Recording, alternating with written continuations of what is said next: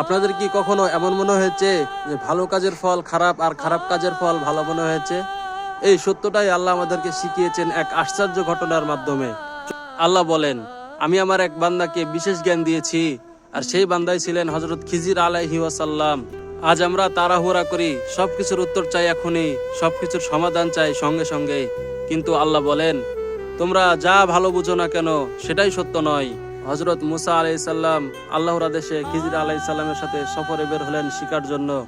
খিজির আলাইহিসসালাম তাকে বললেন, আমি কিছু না বলা পর্যন্ত তুমি কোনো প্রশ্ন করবে না। সেই সফরে ঘটে যায় তিনটি আশ্চর্য ঘটনা।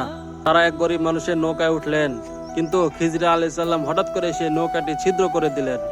মুসা আলাইহিসসালাম দেখে তো অবাক। এরপর খিজির আলাইহিসসালাম নৌকা থেকে নেমে একটি শিশুকে হত্যা করলেন।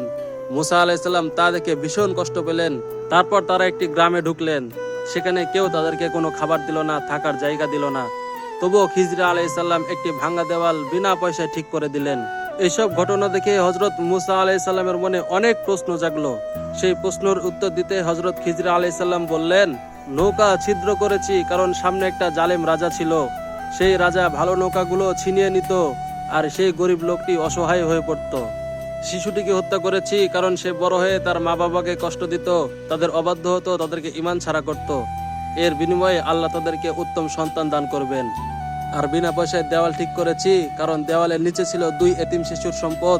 তার বাবা ছিলেন নেককার, তারা বড় হয়ে সেই সম্পদ ভোগ করবে। নবী করিম সাল্লাল্লাহু আলাইহি ওয়াসাল্লাম বলেছেন, বান্দা যা অপছন্দ করে আল্লাহ তাতেই কল্যাণ রাখেন। প্রিয় বন্ধুরা, আজ যা তোমার জন্য কষ্ট, কাল তাই হতে পারে তোমার জন্য রহমত। আল্লাহ কখনো ভুল করেন না, তাই ধৈর্য ধারণ করো। ইন্নাল্লাহা মা'আস সাবিরিন, নিশ্চয় আল্লাহ ধৈর্যশীলদের সাথেই আছেন। প্রিয় বন্ধুরা, এই ভিডিওটি যদি তোমার ভালো লেগে থাকে, তোমার হৃদয় ছুঁয়ে যায়, তাহলে লাইক করো, শেয়ার করে সবার মাঝে ছড়িয়ে দাও।